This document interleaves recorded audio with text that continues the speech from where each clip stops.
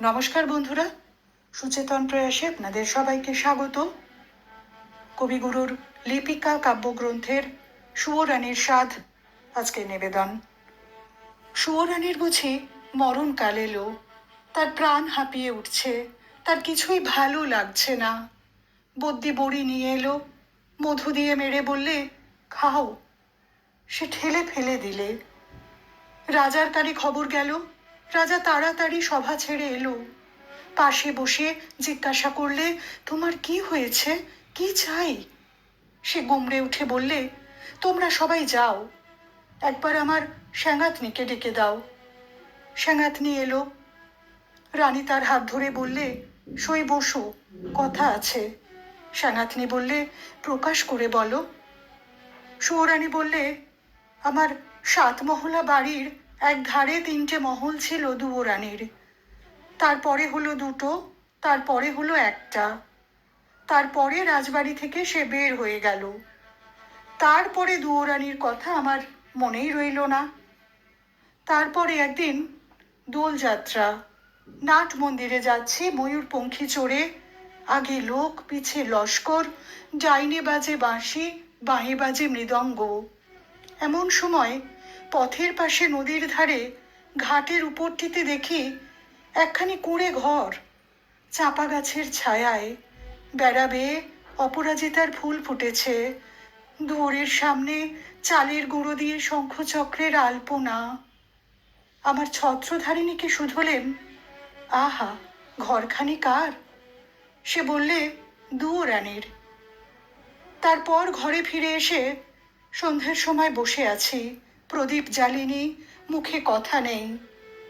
রাজা এসে বললে, তোমার কি হয়েছে, কি চাই? আমি বললেম, এ ঘরে আমি থাকবো না। রাজা বললে, আমি তোমার কোঠা বাড়ি বানিয়ে দেব গজদন্তের দেয়াল দিয়ে। শঙ্খের গুঁড়োয় মেঝেটি হবে দুধের ফেনার মতো সাদা, মুক্তোর ঝিনুক দিয়ে তার কিনারে এঁকে দেব পদ্মের মালা। আমি বললেম, আমার বড় সাধ, কুঁড়ে ঘর বানিয়ে থাকি তোমার বাড়ির বাগানের একটি ধারে।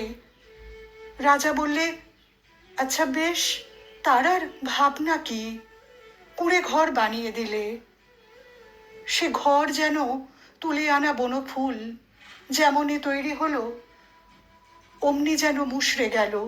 বাস করতে গেলেম, কেবল লজ্জা পেলেম।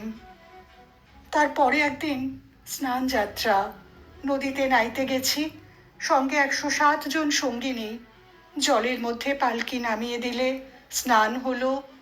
পথে ফিরে আসছি, পালকির দরজা একটু ফাঁক করে দেখি, ও কোন ঘরের বউ গা, যেন নির্মাল্যের ফুল, হাতে সাদা শাখা, পরনে লাল পেরে শাড়ি, স্নান সেরে ভিজে ঘড়ায় জল তুলে আনছে।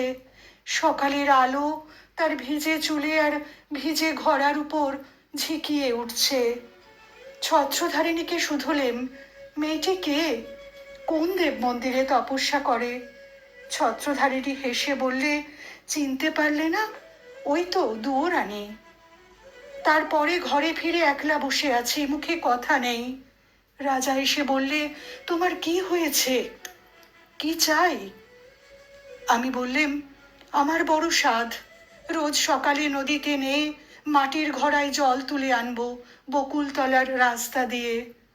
রাজা বললেন, আচ্ছা বেশ, তার আর ভাবনা কি? রাস্তায় রাস্তায় পাহারা বসলো, লোকজন গেল সরে।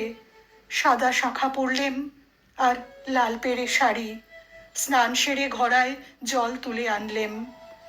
দুয়োরের কাছে এসে মনের দুঃখে ঘড়া আছড়ে ভাঙলেম। যা ভেবেছিলেম তা হলো না, শুধু লজ্জা পেলেম। তারপরে সেদিন রাসযাত্রা, মধুবনে জ্যোৎস্না রাতে তাঁবু পড়ল, সমস্ত রাত নাচ হলো, গান হলো। পরদিন সকালে হাতির ওপর হাওদা চড়ল। পর্দার আড়ালে বসে ঘরে ফিরছি, এমন সময় দেখি বনের পথ দিয়ে কে চলেছে, তার নবীন বয়স, চূড়ায় তার বনফুলের মালা, হাতে তার ডালি, তাতে শালুক ফুল, বনের ফল, ক্ষেতের শাক। ছত্রধারিণীকে শুধলেম, কোন ভাগ্যবতীর ছেলে পথ আলো করেছে? ছত্রধারিণী বললে, জানো না, ওই তো দুয়োরানির ছেলে, ওর মার জন্য নিয়ে চলেছে শালুক ফুল, বনের ফল, ক্ষেতের শাক। তারপর ঘরে ফিরে একলা বসে আছি, মুখে কথা নেই। রাজা এসে বললে, তোমার কি হয়েছে, কি চাই? আমি বললেম, আমার বড় স্বাদ, রোজ খাবো শালুক ফুল, বনের ফল, ক্ষেতের শাক, আমার ছেলে নিজের হাতে তুলে আনবে। রাজা বললেন, আচ্ছা বেশ, তার আর ভাবনা কি? সোনার পালঙ্কে বসে আছি, ছেলে ডালি নিয়ে এলো, তার সর্বাঙ্গে ঘাম, তার মুখে রাগ, ডালি পড়ে রইল। লজ্জা পেলেম। তারপরে আমার কি হলো কি জানি, একলা বসে থাকি, মুখে কথা নেই। রাজা রোজ এসে শুধোয়, তোমার কি হয়েছে, কি চাই? সুয়োরানী হয়েও কি চাই সে কথা লজ্জায় কাউকে বলতে পারিনি। তাই তোমাকে ডেকেছি সাঙ্গাতনি, আমার শেষ কথাটি বলি তোমার কানে। ওই দুয়োরানীর দুঃখ আমি চাই। সাঙ্গাতনি গালে হাত দিয়ে বললে, কেন বলো তো? সুয়োরানী বললে, ওর ওই বাঁশের বাঁশিতে সুর বাজলো, আর আমার সোনার বাঁশি কেবল বয়েই বেড়ালেম, আগলে বেড়ালেম, বাজাতে পারলেম না। নমস্কার।